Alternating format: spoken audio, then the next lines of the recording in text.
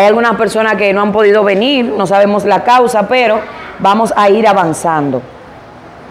Y quiero que vayan conmigo a su Biblia en el libro de Levítico, capítulo 2, versículo 13. Levítico 2, 13.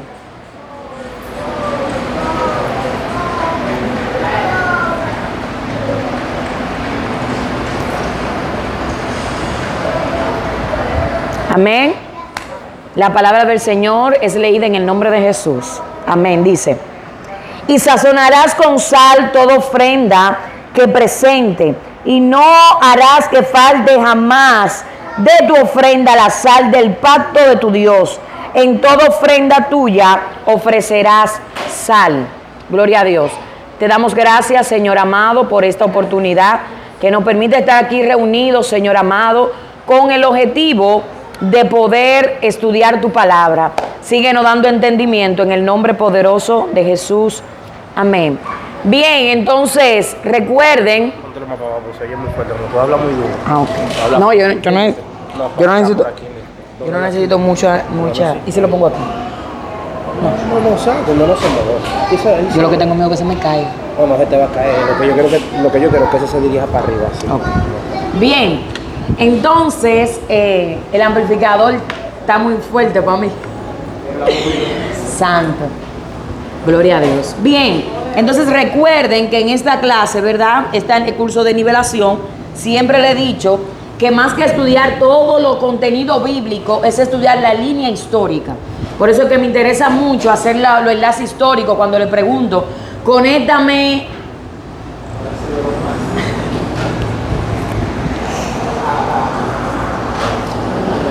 Conéctame a José de Adán. ¿Cómo tú llegas desde Adán hasta José?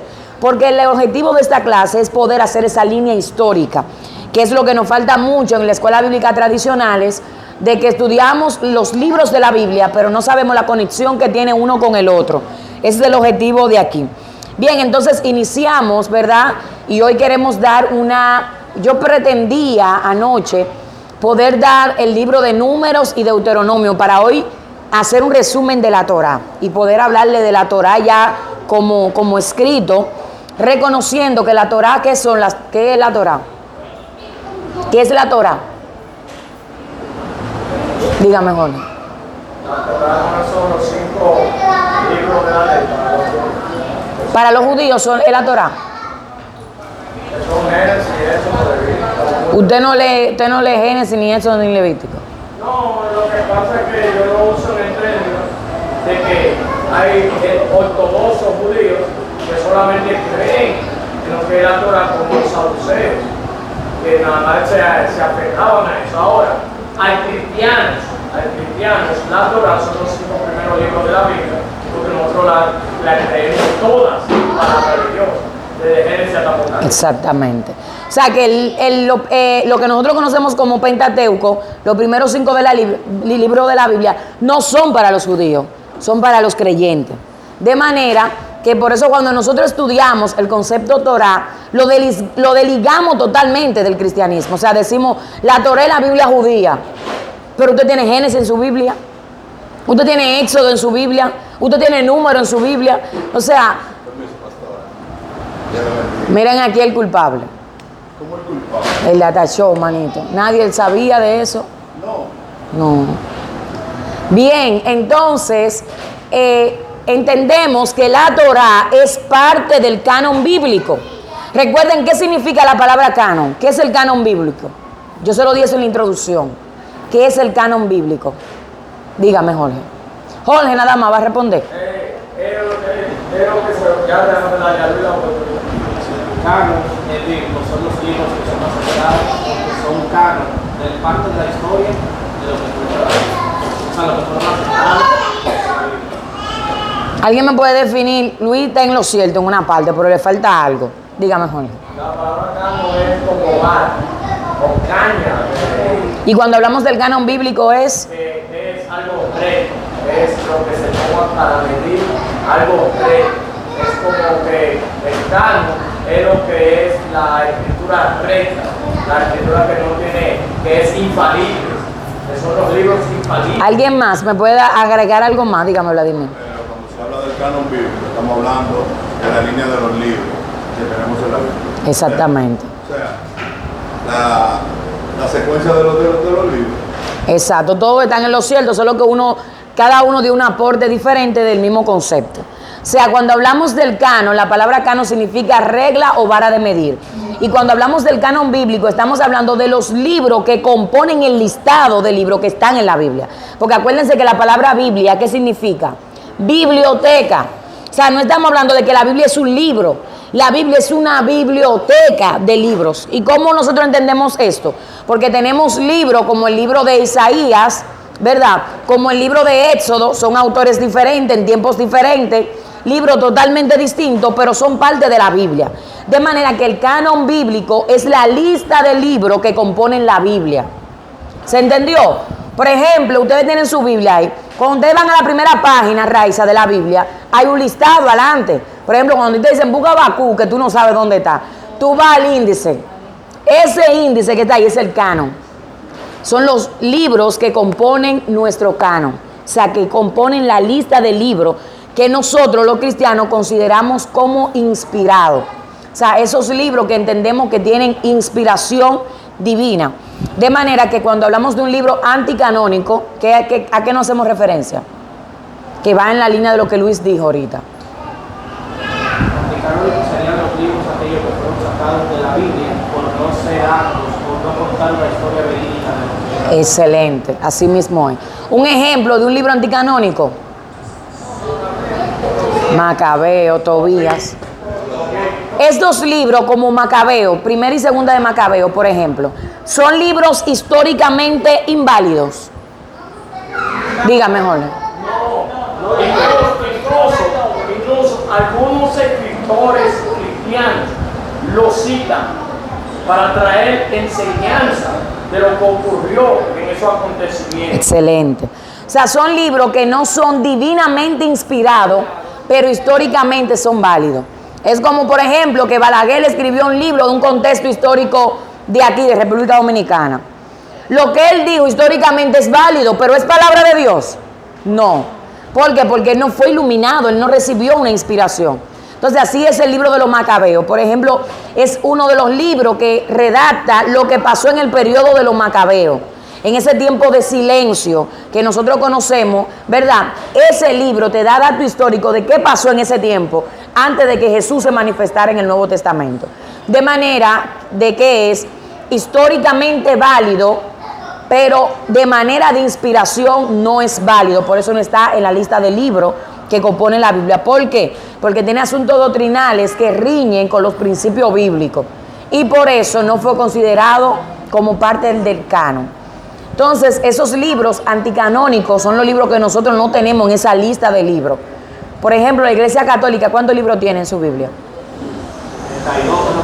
72 libros. Nosotros tenemos ¿cuántos? 66 libros que se dividen en dos partes, Nuevo Testamento y Antiguo Testamento. Pregunto, ¿es correcto decir testamento? No, pacto. ¿Por qué pacto es la palabra correcta? Dígame, Libanés. Directamente cuando hablamos de la palabra pacto, hacemos un enlace, lo que es lo nuevo que está por venir. Ahora bien, si ya se referido al testamento, te está hablando de algo que alguien va a dejar después de su muerte. Exacto. O sea, en el concepto testamento como documento legal, para que éste sea válido, el testador debe morir. ¿Y Dios muere? ¿Nuestro pactante muere? No. Entonces la palabra correcta es pacto, que quiere decir alianza, convenio. Amén. De manera que lo correcto es decir nuevo pacto y antiguo pacto. O como muchos hoy en día han entendido, que es una continuidad del pacto.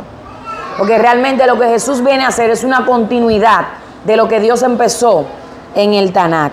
¿Alguien sabe qué es el Tanakh? ¿Se puede usar la palabra alianza? Claro, es que es un tipo, una de las definiciones de pacto es alianza. Exacto. Yo he oído muchos escritores que dicen alianza. Exacto. O nueva alianza. Exacto, porque una de las definiciones de la palabra pacto es alianza. Una de ellas. ¿Alguien sabe qué es el Tanakh?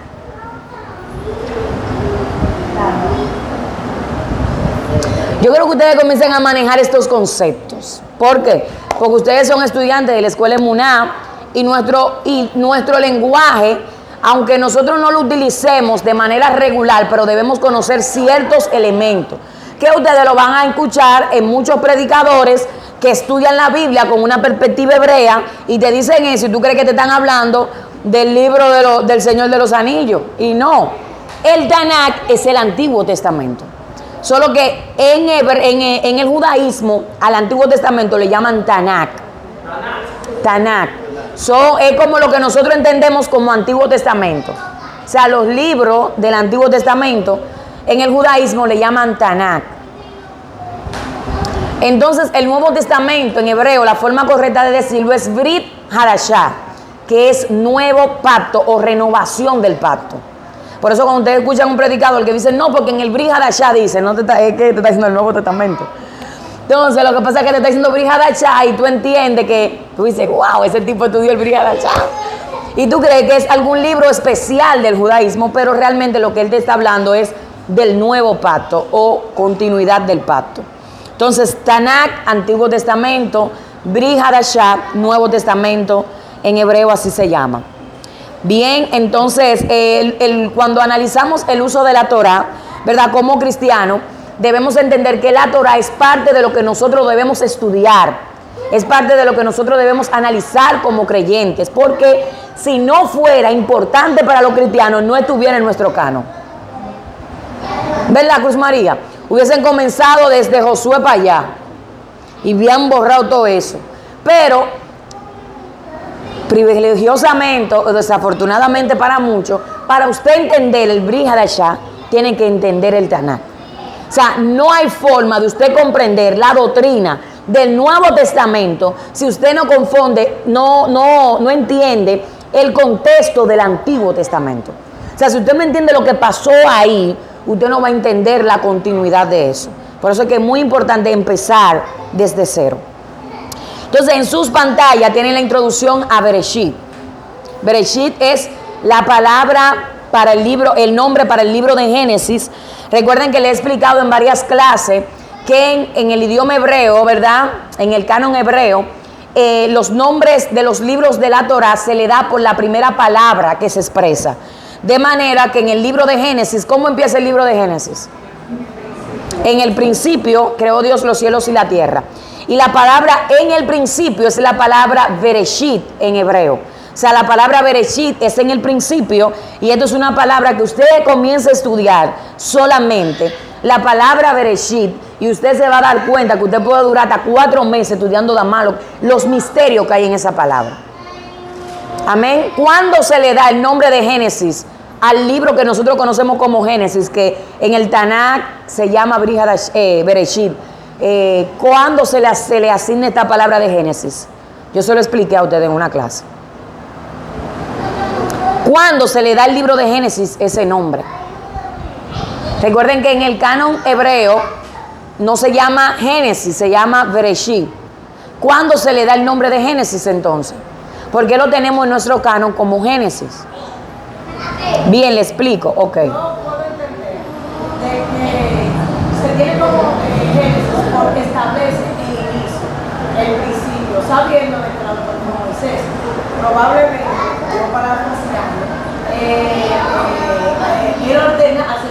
ordenando cómo fueron escritos y dependiendo de que Génesis comenzó fue el inicio del mundo, la creación del ser humano y el desarrollo del mismo pueblo de Israel. Excelente. Bien, eso es excelente lo que dice Libanesa, pero ¿dónde se le da el nombre de Génesis? Dígame, Vladimir. Cuando hacen la traducción. ¿En qué traducción? Yo se lo he mencionado muchas veces. La Septuaginta. La versión Septuaginta es una traducción que se hace del idioma hebreo y arameo al griego. Por ejemplo, cuando el pueblo de Israel en el Nuevo Testamento, ¿verdad?, se desarrolla, recuerden que el idioma común era el griego en el Nuevo Testamento. ¿Por qué? ¿Por qué era el griego? Porque ellos estaban bajo el Imperio Romano y Roma adoptó el idioma griego de Grecia. De manera que aunque Roma dominó a Grecia de manera política, de manera mental, pensaban como griegos. Entonces, Roma toma el idioma griego como el idioma del imperio. De tal manera que donde quiera que Roma dominaba, el idioma que más se hablaba era el griego. Entonces imagínense, todos esos jóvenes que se criaron en ese contexto, ¿qué idioma manejaban? El griego. No dominaban el hebreo antiguo. De tal manera que entonces se hace una traducción de los textos hebreo y arameo al idioma griego, ¿verdad? Y a esa traducción se le llamó Septuaginta. Entonces ahí, como fue al idioma griego, donde se busca una palabra en griego que sintetice el propósito del libro. Y como decía Libanesa, el libro de Bereshit habla de todos los principios: el primer homicidio, el primer hombre, la primera mujer que se creó, la primera civilización, la primera rebelión. O sea, el libro de Génesis habla de principio. Entonces, ¿cuál es la palabra griega que se utiliza? Génesis, ¿verdad? Que significa principios. Amén. Entonces, así es que a los libros de la Torá se le cambian los nombres cuando se hace esa traducción del hebreo al griego. ¿Se entendió esa parte? Es decir, maestra, que Bereshit en hebreo y Génesis en griego. Exactamente. Bereshit es una palabra hebrea que es donde el nombre original del libro. Pero cuando se traduce en la Septuaginta al griego, entonces traducen la palabra como principio, porque Génesis habla de los principios.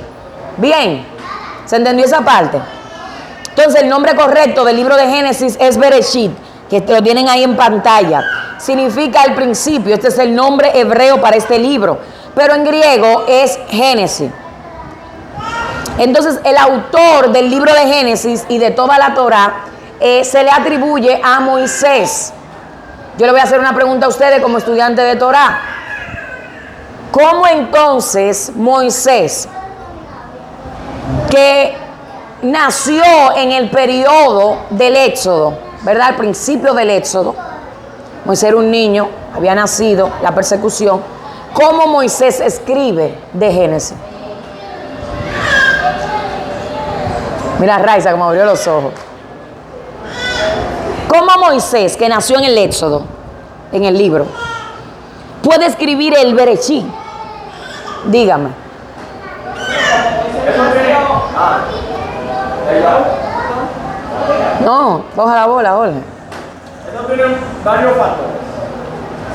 Porque pueda que algunas cosas Dios se las revele en el monte Sinaí cuando le da lo que es el Pentateuco o los mandamientos. Y otra cosa es la costumbre que tenían ellos de transmitirse las cosas de generación en generación.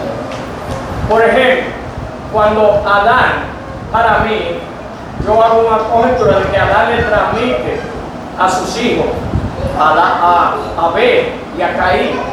Y como muere Abel, porque Caín lo mata, pero nace Seth, Noé. Entonces Seth se lo transmite y Noé se lo transmite, y de ahí en generación viene esa enseñanza, esa doctrina. Por eso cuando usted va a eso, usted encuentra que el pueblo de Israel esperaba la libertad que se le había prometido a Abraham. Ellos tienen 400 años esclavos, pero ellos saben de una promesa. Aún no se ha escrito Génesis, y ellos saben de una promesa dada a un hombre llamado Abraham. Bien, entonces eso que Jorge le está diciendo, en otras palabras, se llama Torá oral. Torá oral se le llama eso. ¿Qué era la Torá oral? La Torá, el mandato, según la tradición judía, que el Eterno le había dado a Adán. Recuerden que el Eterno le dio instrucciones a Adán, y Adán sabía las instrucciones. Por eso es que cuando Eva come del árbol, Dios no aparece hasta que Adán no come. Porque ¿a quién fue que le dio instrucciones? A Adán. Sin embargo, vemos el primer sacrificio o ofrenda que relata la Biblia de Caín y Abel, y ellos hacían ofrenda. ¿Quién le enseñó a ellos a hacer ofrenda? ¿Quién le dijo que había un sistema de ofrenda y de sacrificio? Entonces lo que se entiende aquí, que había un mandamiento que Dios le había dado a Adán, y que Adán se lo transmite a sus hijos. De tal manera que eso va pasando de generación en generación a un grado tal que cuando Caín mata a Abel, Dios tiene que sustituir a Abel. Porque Abel era la persona que tenía la Torá oral en su memoria. Esto es extraordinario. Entonces Dios tiene que darle continuidad a ese traspaso de los mandamientos. Por eso es que así va llegando hasta Moisés. Entonces una de las teorías es, como decía Jorge, revelación. Pero para mí la teoría revelación es incoherente en algunos casos. Porque Moisés es muy específico hablando del Génesis para que todo eso haya sido revelación. O sea, decirte lo que Agar dijo y que Sara vino y que Sara se rió. O sea, esos son detalles que en una revelación, hermano, honestamente nosotros sabemos que no encajan. Porque, por ejemplo, Juan recibe el libro de Apocalipsis como revelación, pero él no es específico en conversaciones. ¿Me entiende? Pero Moisés es muy específico en el Génesis, con conversaciones, relaciones entre mujeres, que fulano fue a tal sitio, que fulano vino, que fulano pensó, que Dios le respondió. Entonces eso, para nosotros decir que el tipo escribió el Génesis, Dios revelándole paso a paso todo lo que pasaron sus antepasados de manera tan precisa, nosotros sabemos que lógicamente es un poco incoherente. ¿Qué se pasaba con esto? Que venía trayéndose una Torah oral. Es como que algo le pasara a Raiza y Raiza se lo cuenta a sus hijos. Y les dice a sus hijos que tienen el compromiso de enseñárselo a la siguiente generación. Y esos hijos tuyos, ¿verdad? Que tú le explicaste ese acontecimiento. Por ejemplo, Amín, tú le das esto a Amín y Amín tiene el compromiso de a sus hijos decírselo tal y como tú se lo dijiste. Pero sus hijos tienen el compromiso de decírselo a su generación como tal él se lo había dicho. Y de tal manera así se entiende que Moisés tenía todo este contexto histórico del Bereshit antes de que él naciera. Entonces ya en el Sinaí Moisés lo que hace es que se sienta y toda esa tradición oral la escribe. Y es a esto que se le llama Torah. Primeros 5 libros de la Biblia. Amén. Entonces se entiende que el autor es Moisés. Dígame. Hablando de Génesis simplemente, porque después de eso Moisés vive todo lo que está pasando. Exacto, y incluso, para ser específico, en el libro de Deuteronomio Moisés escribe su muerte. Y ahí hay otro asunto. ¿Cómo tú vas a escribir que me muere? ¿Cómo tú vas a escribir que Moisés murió? Entonces se cree que en la Torah hubieron más de un autor. Porque ahí viene su... Vamos a llegar ahí, que vamos a ver Deuteronomio. Para mí ahí viene subiendo es como Josué, cuando usted termine el libro de Josué, también se encuentra la muerte de Josué. ¿Entiende que usted? Y dice quién escribió esto porque ya Josué muere.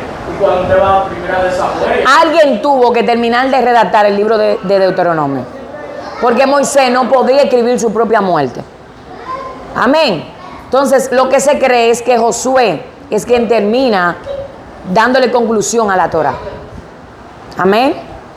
Entonces ahí está el índice que se lo puse de lo que son los libros, los temas que tiene el libro de Bereshit. Quiero avanzar porque quiero darle lo de la Torah. Entonces hablamos de 5 principios que rompe el versículo 1, el capítulo 1, versículo 1 de Bereshit. 5 principios de ideas, ¿verdad? Filosóficas. Que eso era el examen, lo que ustedes tenían que poner. El primero es el ateísmo, que es la negación de la existencia de Dios, porque dice, en el principio creó Dios los cielos y la tierra. No hay forma de negar la existencia de un Dios, porque Bereshit está revelando que sí existe un Dios. El panteísmo, que es que Dios es el universo. El panteísmo es una corriente filosófica que dice que la naturaleza es Dios. Ustedes lo han escuchado por ahí, la madre naturaleza. Y creen que los árboles es Dios y que todo es Dios. Sin embargo, amén. Sara, siéntate, mi amor. Entonces, ahí nosotros vemos que el panteísmo dice que en el principio Dios creó los cielos y la tierra. De tal manera que Dios no es la creación, sino que Dios crea lo que nosotros entendemos como creación. De tal manera que el universo no es Dios, sino que el universo es creado por Dios. El politeísmo, que es la adoración a varios dioses. O sea, aquí vemos que en el principio esos dioses no crean, sino que hay un Dios creando. En el principio creó Dios los cielos y la tierra. De tal manera que esto rompe totalmente la adoración a otros dioses, porque aquí vemos al Eterno creando él solo. El humanismo es la corriente filosófica que dice que el hombre es el centro del universo. Entonces nosotros entendemos aquí en Bereshit capítulo 1 versículo 1 que Dios es el centro del universo. De manera que dice que en el principio creó Dios los cielos y la tierra. Amén.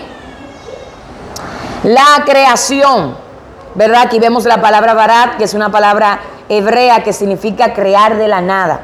En esta parte yo le tocaba que hay algunos teólogos que dicen que la palabra barat sigue en vigencia hoy en día. La palabra creadora del Eterno no se ha detenido desde el Génesis. ¿Por qué? Porque aquí se entiende, gloria a Dios, que en esta parte, por ejemplo, cuando se le ordena a los cielos y la tierra, ¿verdad? Se le dice a la tierra que produzca planta y se le dice a las aguas que produzcan seres vivientes. Sin embargo, si usted expone una tierra, hoy en día, alguien está hablando en el grupo. ¿Qué es lo que dicen? David, dígame.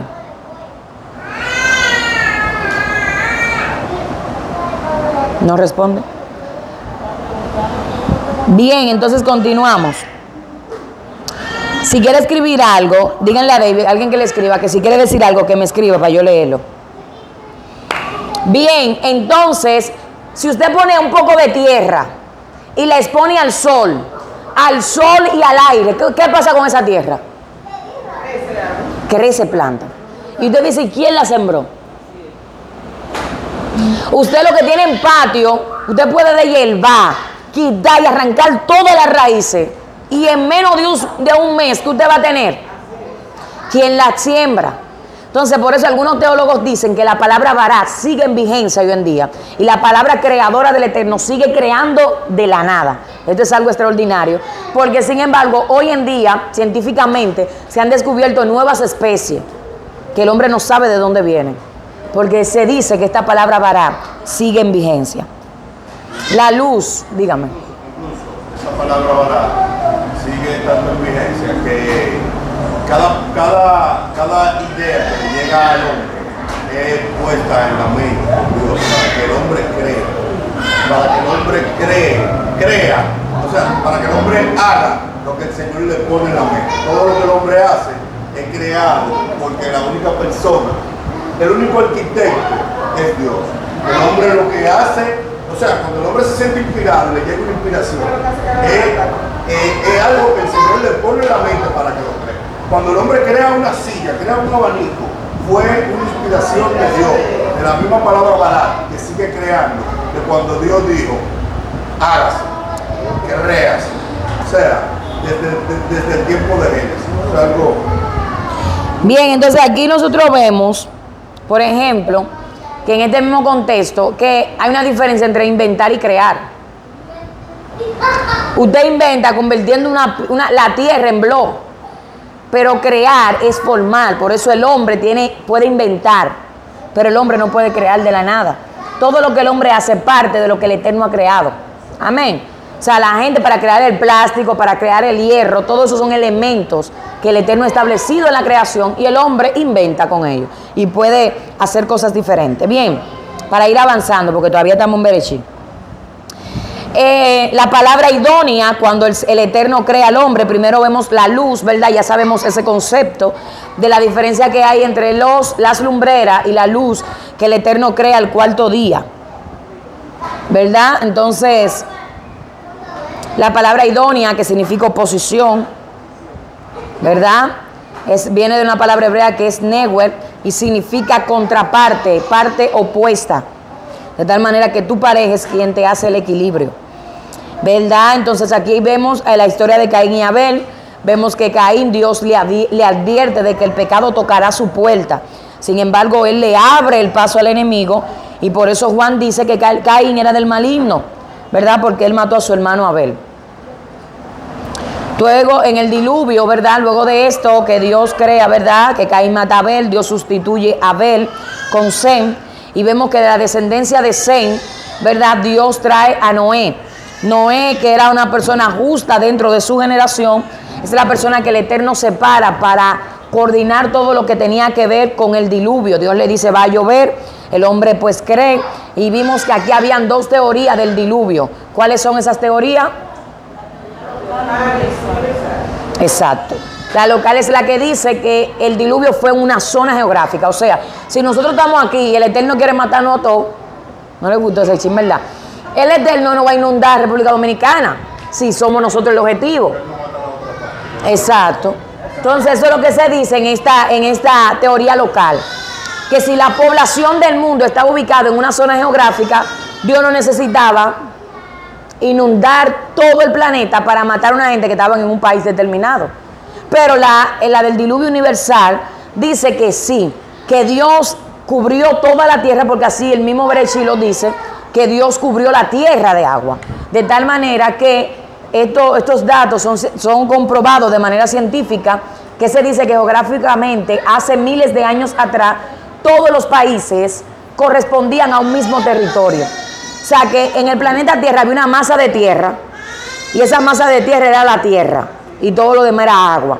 Entonces, a través de los terremotos, ¿verdad?, volcanes, erupciones de volcanes, la tierra ha ido temblando y se ha ido rompiendo, y es aquí donde vemos los continentes, los países y todo esto. Pero en la antigüedad todo era un solo engranaje, de manera que lógicamente para que las aguas cubrieran la tierra, Dios necesitaba inundar toda esa tierra.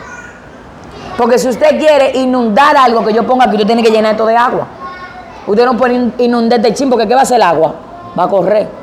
Entonces usted necesita cubrir todo lo que existe para poder sumergirlo. El pecado de Cam. Recuerden que aquí habían varias teorías, ¿verdad?, en cuanto al pecado de Cam, ¿verdad?, que es el asunto de Noé. Hay teorías que dicen que lo que Cam hace aquí es que ve la desnudez literal de Noé. Otros dicen que hubo una violación sexual, ¿verdad? Otros dicen también, otra teoría que escuché, es que se cree que él le cortó sus genitales a Noé. Por eso, después de este acontecimiento, Noé no tuvo descendencia. Exactamente, que violaron a su esposa. Entonces, otro que el que le estoy diciendo ahora fue un dato que vi nuevamente, de que también se cree que fue el miembro reproductor de Noé. Por eso Noé, después de este acontecimiento, no pudo seguir multiplicándose. Entonces, por esto... decir esa maldición sobre ese muchacho.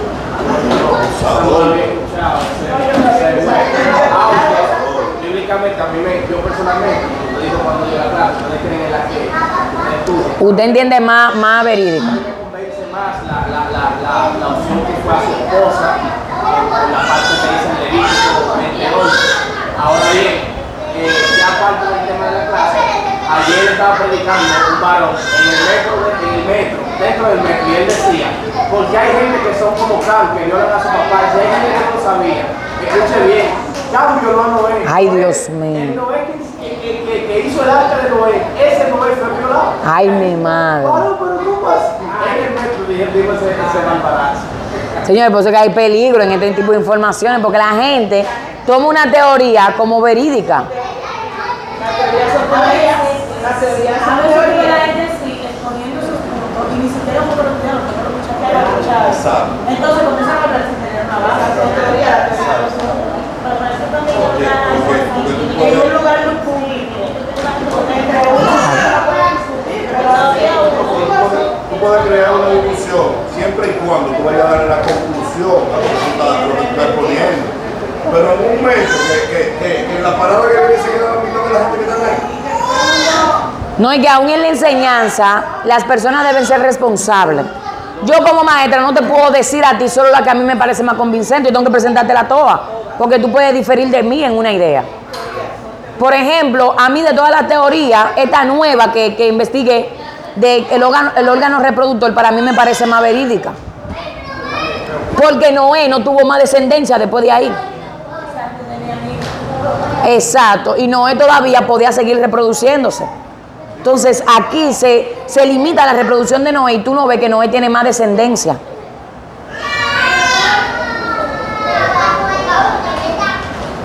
Bien, entonces,